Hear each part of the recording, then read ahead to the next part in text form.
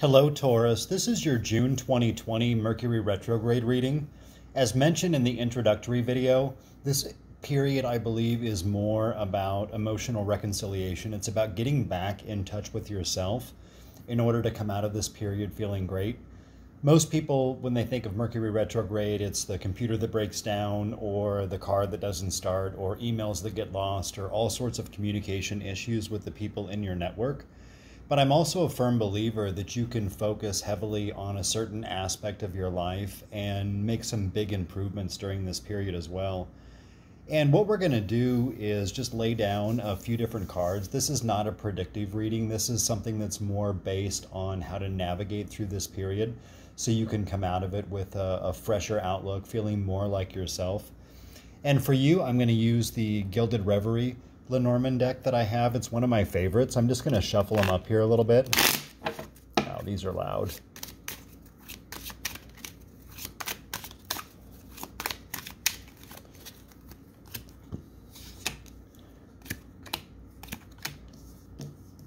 Now what we have popping up here initially is the clouds, the child, and the magnifying glass. Basically, when you look at the clouds is like a haze that's currently over you, or, confusion, uncertainty, things like that. The child card sometimes in Lenormand it simply just means a child. But a lot of times it represents sort of a new beginning, and I believe that's what we're going to look toward. And then the magnifying glass itself is investigating or looking into something. So let's see what we have when we do a column as well. Now the owls up here, well, in some Lenormand decks, the owls they just come through as like these little birds. And these birds are more chit-chatty, it's gossipy, it's anxiety, it's communication that really doesn't make sense.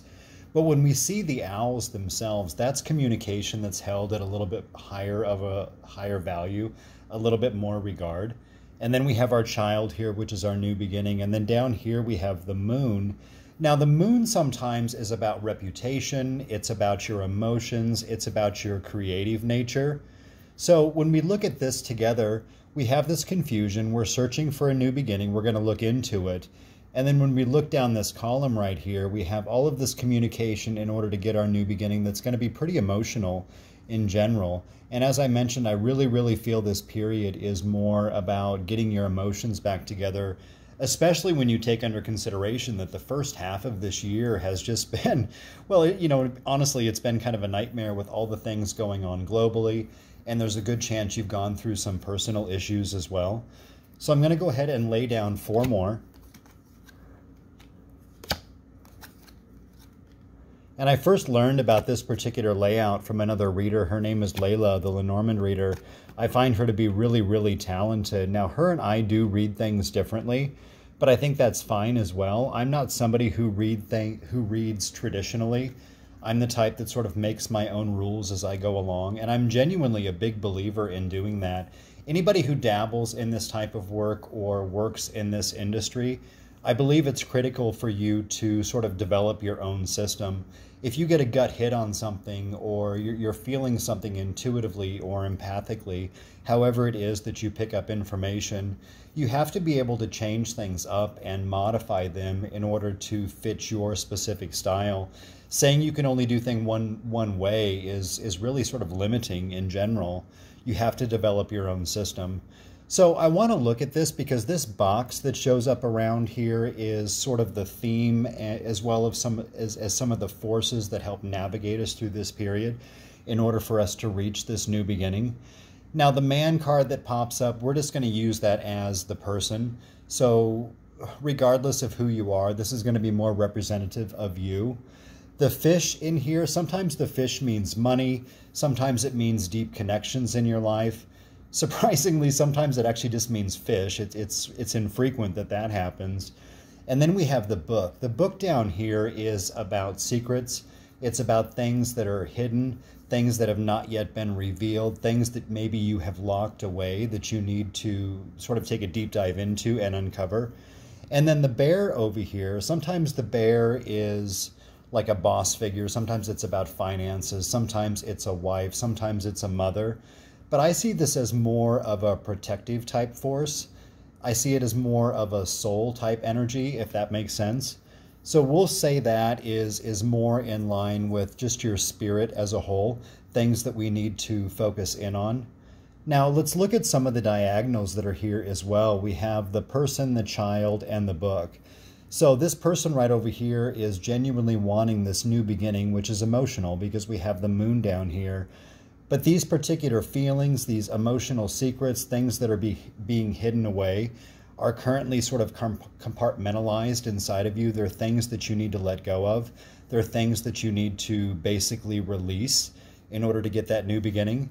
And then we also have the bear, the child, and the fish.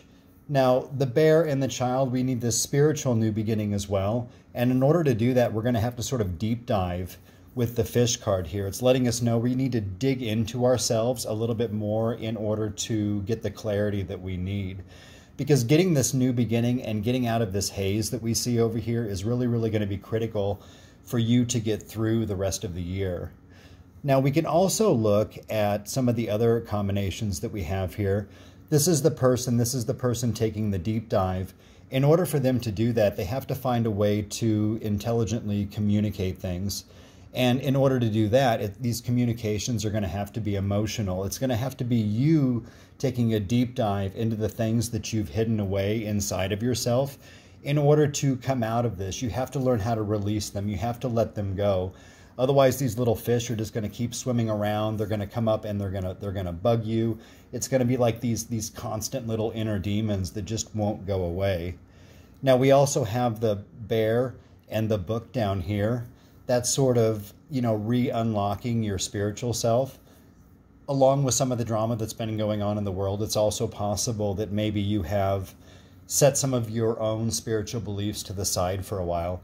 I think all of us go through periods where we sort of have these spiritual doldrums. I know for a fact that I have in the past too, but I believe it's also important for us to look into those. The magnifying glass here is right on this book, basically saying this is the stuff we need to look into. We need to figure out what's locked away inside of us emotionally in order to get to this child card, this fresh start, this new beginning that we all genuinely need. Now let's also look at some of the other combinations that we see on here. Basically, this sort of reinforces what we've already said. We have the person, the owls, and the fish. That's the person communicating, finding a creative way, I guess we can put it that way, to release some of these demons that are inside of them. Deep dive into your secrets, basically over here finding out what it is that you need to let go of. And then we also have the bear, the moon, and the book. For some of you, it's possible that you may want to turn over to some literature or some spiritual type things that you enjoy reading, because sometimes this can actually mean looking into certain materials, books, online activity, getting advice from other connections up here in your life as well. But I would really see this as more of a sort of just a whole spiritual release in general. Get back in touch with yourself, communicate out your emotions in a way that makes sense to you. Any type of creative activity is going to help you release these feelings that are inside of you, whether you're a writer or a painter, or maybe you like to sing, you play an instrument. Anything that you can do actually helps to unlock this book. It will help you to sort of free yourself up so that you feel a little bit lighter. You'll feel better. You'll feel basically brand new. It'll be a fresh start for you. It's just going to require a lot of investigation on your part, because for some of us, we don't even realize what we're holding on to.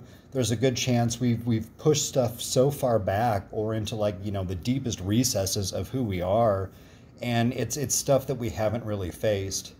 Now, I strongly believe the last bit of 2020, like the last 5 months or so, is really going to be an opportunity for everyone to shine. I believe the first 6 months, as we've mentioned, it's been a real challenge for all of us, but it's been about alignment. It's been about getting us on the right path to doing things in our life that help us, things that make sense to us, things that, bring us joy and bring us happiness into our lives.